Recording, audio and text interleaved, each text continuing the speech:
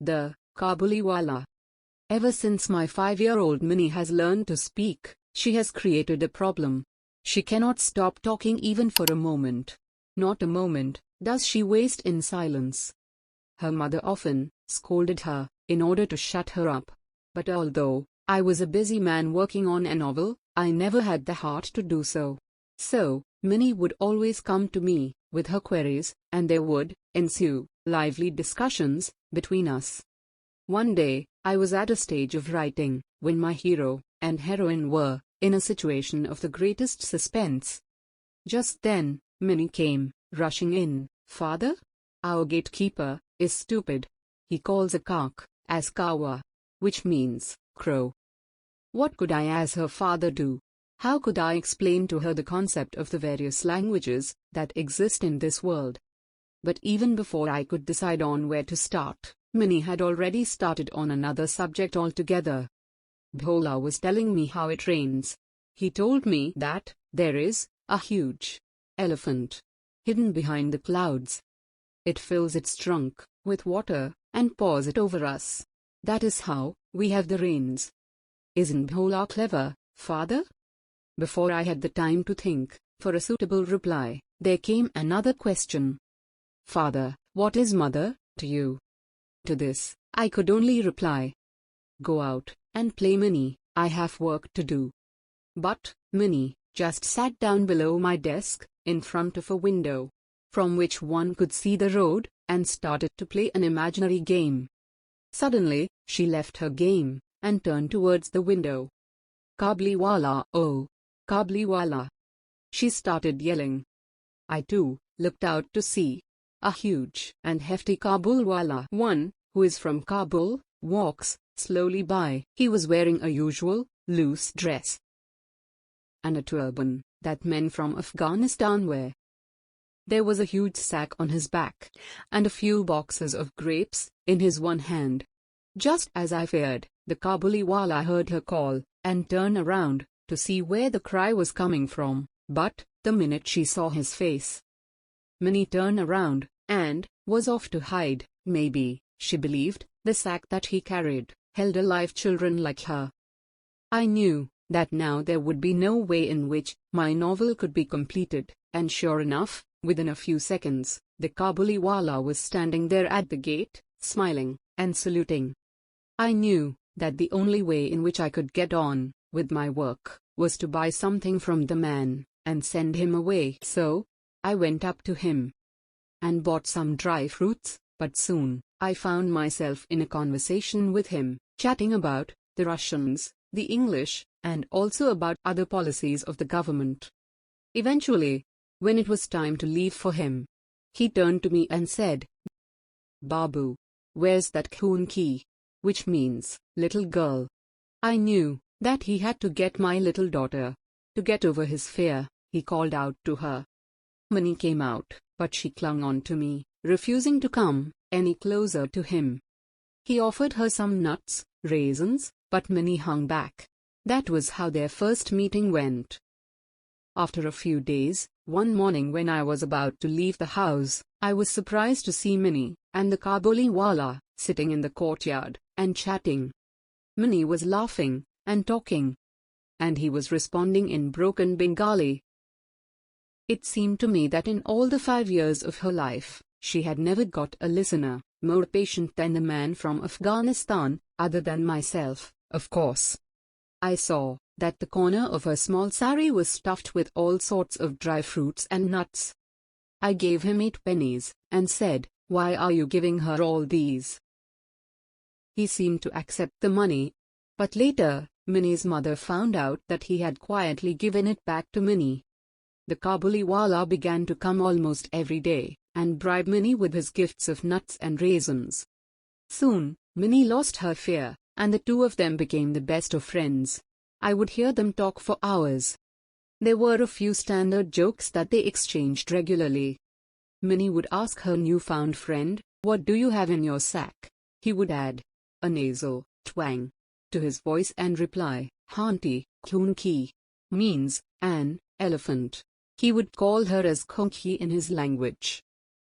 Again, the kabuliwala would often ask, Kunhi, won't you ever be going to your Shosurbari? Which means, father-in-law's house. Unlike most Bengali girls of her age, Minnie did not exactly know what marriage and going to father-in-law's house meant. Being somewhat modern in outlook, her mother and I had not yet made her wise as to it. But Minnie did not let Kabuliwala see that she was out of her depth. She countered his query with, "Well, what about you? Will you be going there?" Now the word Sasurabari, or father-in-law's place, is slang for jail, because both are places where one can stay free of cost. He replied, "I will beat up my father-in-law." Minnie went into peals of laughter, imagining the predicament of an unknown creature named Sasurabari, or father-in-law. While I took great pleasure in seeing the Kabuliwala and my daughter have their chats, her mother was scared that he would one day kidnap her daughter and sell her off to Afghanistan. Nevertheless, Minnie and the Kabuliwala's friendship kept growing over the months. Soon, it was January, and it was time for the Kabuliwala to go back home. This was the period when he would go to all his debtors and start collecting their debts. Though this was a pretty busy time for him, but he would still manage to find the time to come and meet Minnie sometime in the day. If he was unable to come during the day, he would surely pay her a visit in the evening. A few days later, I was busy writing at my desk when suddenly I heard a row from the streets. I looked out and saw the Kabuliwala, with his hands tied up, being dragged away by two policemen. I rushed out to know what was happening. I saw Rahman being led away, bound between two policemen, and behind them, a crowd of curious boys. There were blood stains on the clothes of the Kabuliwala, and one of the policemen carried a blood-stained knife. Hurrying out, I stopped them and inquired what it all meant. Partly from one, partly from another, I gathered that a certain neighbor owed the peddler something for a Rampuri shawl, but had falsely denied having bought it, and that, in the course of the quarrel, Rahmat had struck him. Now, in the heat of his excitement, the prisoner began calling his enemy all sorts of names. Meanwhile, in a veranda of my house, appeared my little Minnie, with her usual exclamation, "Kabuliwala, oh, Kabuliwala." His face lighted up as he turned to her. He had no bag under his arm today, so she could not discuss the elephant with him.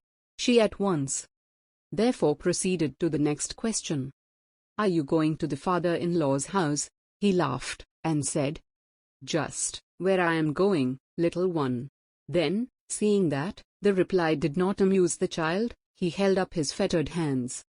He said, "I would have thrashed that old father-in-law, but my hands are bound." Time passed away, and he was not remembered. The accustomed work in the accustomed place was ours, and the thought, once free mountaineer, spending his years in prison, seldom or never occurred to us. Even my light-hearted Minnie, I am ashamed to say, forgot her old friend. New companions filled her life. As she grew older, she spent more of her time with girls. So much time indeed did she spend with them, that she came no more, as she used to her father's room.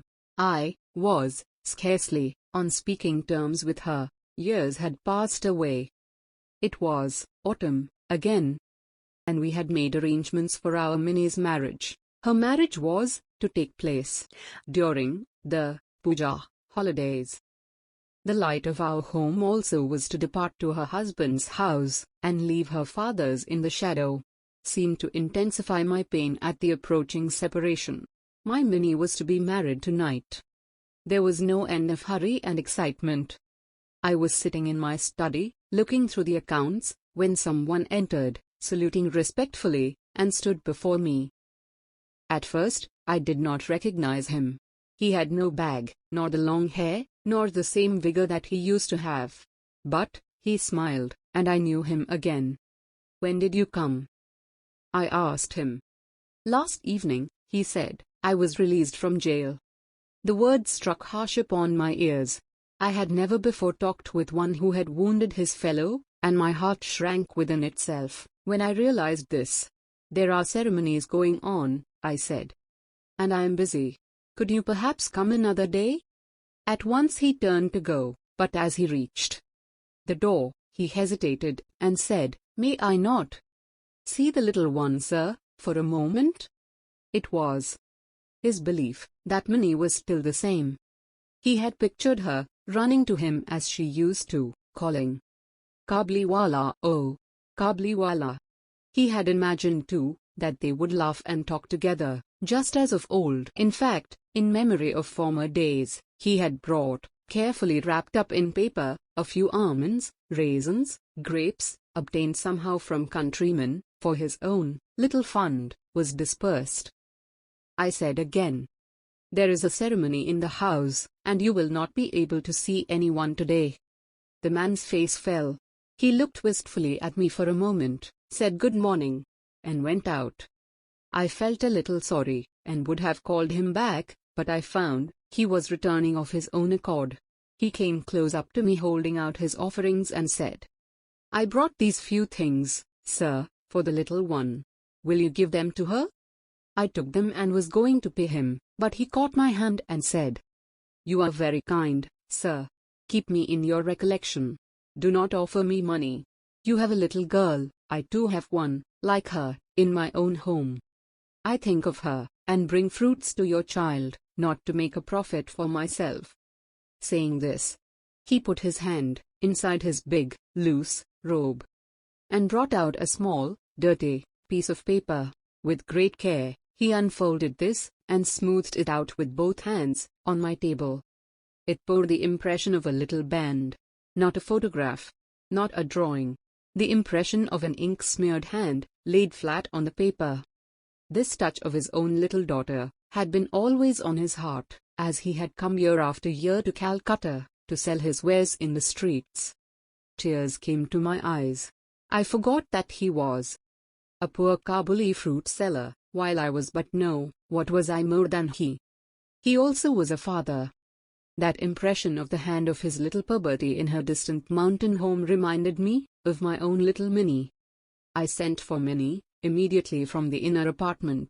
Minnie came and stood bashfully before me. He could not revive their old friendship. At last he smiled and said, "Little one, are you going to your father-in-law's house?" But Minnie now understood the meaning of the word father-in-law, and she could not reply to him as of old. She flushed up at the question, and stood before him with her bride-like face turned down. I remembered the day when he and my Minnie had first met, and I felt sad. When she had gone, Rahman heaved a deep sigh, and sat down on the floor. The idea had suddenly come to him, that his daughter too must have grown in this long time, and that he would have to make friends with her anew. Assuredly he would not find her, as he used to know her. And besides, what might not have happened to her in these 8 years? I took out a banknote, and gave it to him, saying, "Go back to your own daughter, Rahman, in your own country, and may the happiness of your meeting bring good fortune to my child." Having made this present, I had to curtail some of the festivities. I could not have the electric lights I had intended, nor the military band, and the ladies of the house were despondent at it. But to me, the wedding feast was all the brighter for the thought that in a distant land, a long-lost father met again with his only child. Do you like the story? Please subscribe and share, and don't forget to press that bell button to get notifications for our upcoming stories. Thank you.